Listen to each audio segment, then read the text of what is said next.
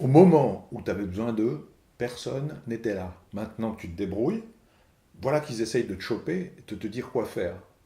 Enfin, t'es adulte, libre, citoyen. Pas question que quelqu'un décide à ta place de ta manière de vivre. Tes hospitalisations, tu les as vécues comme des punitions. Tu t'es senti humilié, dépossédé injustement de tes droits. Depuis, tu essayes de passer inaperçu, mais c'est difficile. Il faut survivre, se défendre, et personne n'a l'air de comprendre. Toi, tu as compris qu'il vaut mieux garder tes secrets et ne pas trop en parler. Ça ne te ramène que des ennuis. Ton généraliste, tu lui fais confiance pour soigner tes problèmes physiques. Mais depuis les hospitalisations, tu le sens différent. Il est à l'affût de tes comportements, il te demande si tu vas bien. À ton avis, il s'intéresse un peu trop à ta santé mentale. Du coup, tu évites de le voir. Depuis les hospitalisations, tu les vois tous venir de loin. Et le moindre indice qu'on pourrait te contraindre te fait te cacher dans ta grotte. C'est pas que t'as pas besoin, au contraire. Ta vie est merdique.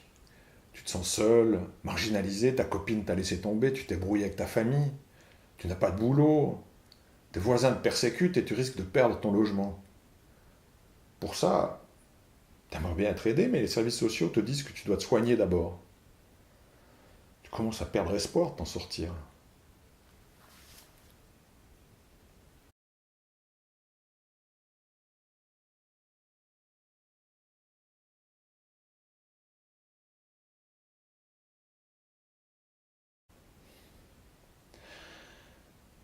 Ton médecin t'a parlé d'une équipe qui pourrait t'aider sans condition préalable.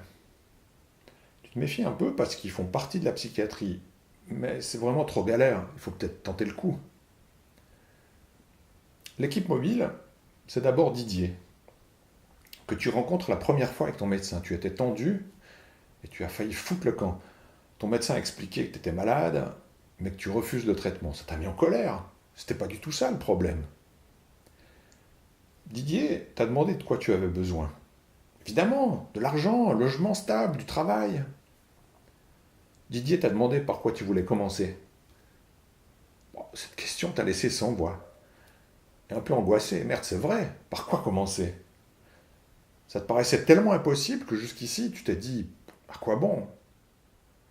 Tes besoins restent des rêves lointains et l'idée de commencer par un bout de panique. L'argent, le logement. Ton voisin, il fait marcher toutes les nuits une machine à perturber les rêves. Ça t'empêche de dormir, du coup, tu mets la musique à fond. Tu t'es plaint, et maintenant, la gérance veut te virer, toi. C'est le comble. On pourrait commencer par là. Et pour l'argent, ton assistante sociale te demande des justificatifs. T'as manqué beaucoup de rendez-vous et tu risques d'être pénalisé. Quoi? Comment? Didier est d'accord de travailler avec toi sur ces deux sujets? Est-ce que tu ne serais pas en train de te faire avoir?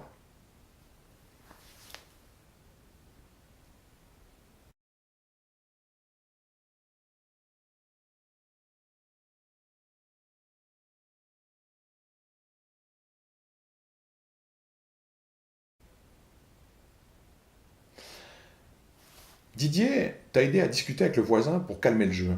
Finalement, le voisin avait l'air assez compréhensif, il était juste à bout de la musique durant la nuit. Il avait l'air soulagé que Didier s'occupe de toi.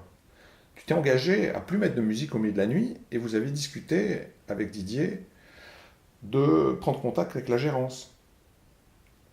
Vous avez discuté avec la gérance, tu as obtenu un sursis à ton expulsion, à condition qu'il n'y ait pas d'autres plaintes. Ça te coûte, mais tu as accepté que le voisin puisse appeler l'équipe mobile s'il s'inquiète. Il y a aussi ton ami Fred, que tu vois régulièrement pour aller au ciné. Ça t'aide à relativiser. Il te connaît bien. Si tu te mets à te cacher, il vient voir ce qui se passe, mais lui aussi peut appeler l'équipe mobile. Pour éviter l'hospitalisation, tu as été d'accord d'élaborer avec Didier un plan de crise. Tu as expliqué comment se sont passées les dernières hospitalisations. Bah, tu te sentais assommé par les médicaments, tu voulais vivre plus intensément, retrouver tes sensations naturelles. Et du coup, les médicaments, tu les as arrêtés secrètement. Tu t'es tout de suite senti beaucoup mieux, moins fatigué, avec plus d'envie de te lever le matin et de bricoler. Tu es devenu plus sensible, mais aussi un peu plus vulnérable au conflit avec les voisins. Pour te défendre, tu as hurlé la nuit, mis la musique à plein tube, les flics sont venus, et t'ont emmené de force à l'hôpital avec le médecin de garde. Pour éviter ça, tu es d'accord de rechercher avec Didier et le médecin la dose minimale de traitement pour éviter une rechute, mais qui te laisse quand même vivre. Didier, c'est un case manager. Dans le premier temps, il t'apporte la médication tous les jours et un dosage sanguin réalisé une fois par mois. Tu détestes les prises de sang, mais ça te rassure de savoir qu'il n'y a pas trop de médicaments dans ton sang. Pour apaiser les tensions avec ton assistante sociale, tu as fini par accepter de déposer une demande à l'assurance invalidité. Tu te sens pas malade, tu veux travailler, mais c'est quand même vrai que tes problèmes prennent beaucoup de temps et que ça te tombe sur le moral. Maintenant, ça fait 2 ans que tu n'as pas été hospitalisé et tu ne vois Didier pas plus qu'une fois par mois. Tu es un peu triste à l'idée de ne plus le voir, mais ton désir n'était-il pas de t'éloigner de la psychiatrie?